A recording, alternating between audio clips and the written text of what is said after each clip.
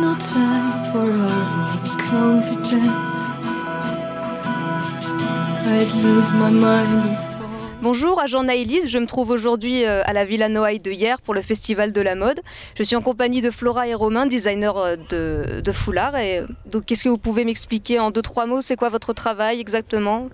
Il s'agit d'une collection de foulards imprimés sur soie. C'est des grands foulards qui mesurent 1,20 m par 1,20 m, dont les motifs sont dessinés pour être imprimés au cadre, qui est une technique d'impression traditionnelle où les couleurs sont appliquées les unes après les autres avec des couleurs très intenses, et les motifs en fait sont évolutifs, c'est-à-dire qu'ils racontent une histoire au fil d'une année en 4 chapitres et avec une déclinaison assez simple.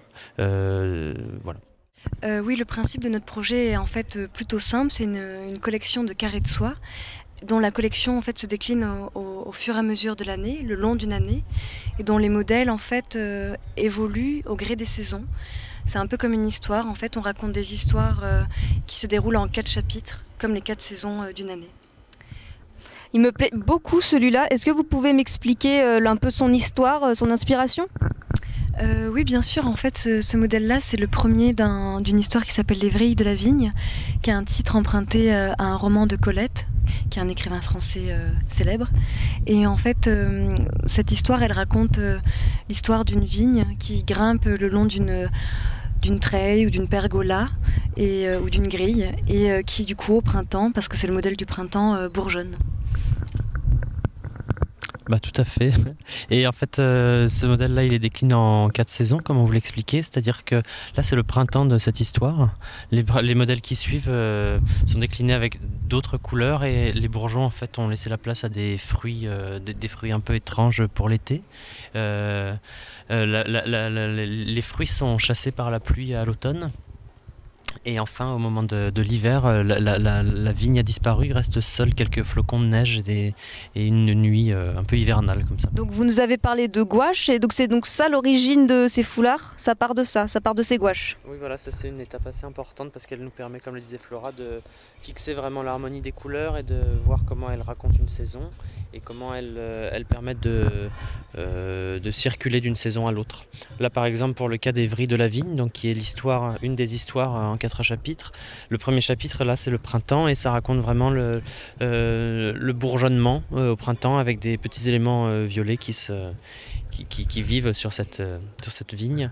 À l'été, les bourgeons ont laissé place à des fruits un peu étranges qu'on peut assimiler à des oranges ou des abricots. Enfin, en fait, les motifs sont suffisamment abstraits pour qu'on puisse y lire un certain nombre de... C'est libre d'interprétation.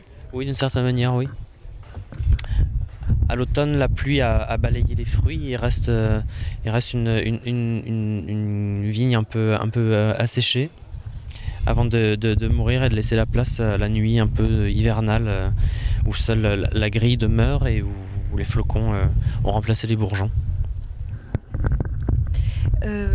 J'ai pas grand chose à rajouter, sauf que cette étape de la gouache dans le travail, elle est très importante, et on se permet d'y accorder du temps. Parce que c'est une fois qu'on a vraiment finalisé cette gouache qu'on a, entre guillemets, l'intention. En fait, c'est la première véritable vision du foulard à venir, en fait, cette gouache. Et dans la gouache, il y a quelque chose qui est intéressant par rapport au travail de l'aplat coloré, et qui est en effet assez proche, du coup, de la technique de l'impression au cadre, où c'est vraiment une succession de couleurs en aplat, parfait et intense. C'est le média idéal en fait pour... Tout à fait. Tout à fait. C'est ce qui nous permet d'avoir les couleurs les plus intenses et les plus proches, à la fois pour nous projeter et aussi pour communiquer ensuite avec les entreprises avec lesquelles on travaille pour l'impression, pour communiquer les couleurs qu'on souhaite. Ça devient un référentiel, du coup les couleurs du foulard sont échantillonnées à partir des couleurs de la gouache. Voilà. Donc on va voir les gouaches d'une autre série qui s'appelle... Le cimetière marin. Alors celui-ci, c'est un titre qui est importé, pardon, le cimetière marin. Le cimetière marin, pardon. Pour celui-ci, le titre est emprunté à Paul Valéry, c'est un poème qu'il a écrit. Et dans le cas de celui-ci, le prétexte est plus narratif. Disons qu'on est moins lié à la saison. On a simplement une histoire en 4 chapitres qui raconte une pêche miraculeuse. Alors, du moment où le filet est envoyé à l'eau, et puis dans le deuxième chapitre, il vient s'abîmer comme ça dans les profondeurs de l'océan et s'entremêler avec des algues noires. Et puis arriver vraiment au plus profond de l'océan, seuls quelques filets de bulles demeurent qui font place ensuite à un trésor abandonné, retrouvé au fond de l'eau.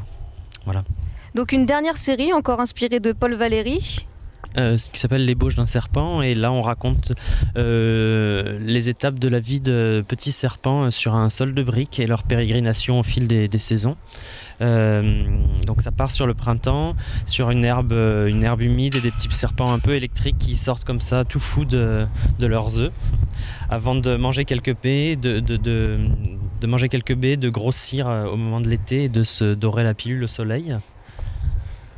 À l'automne, chacun fait sa mue et abandonne sa peau dans les feuilles mortes. Là, on est sur un motif qui évoque beaucoup plus les motifs de camouflage.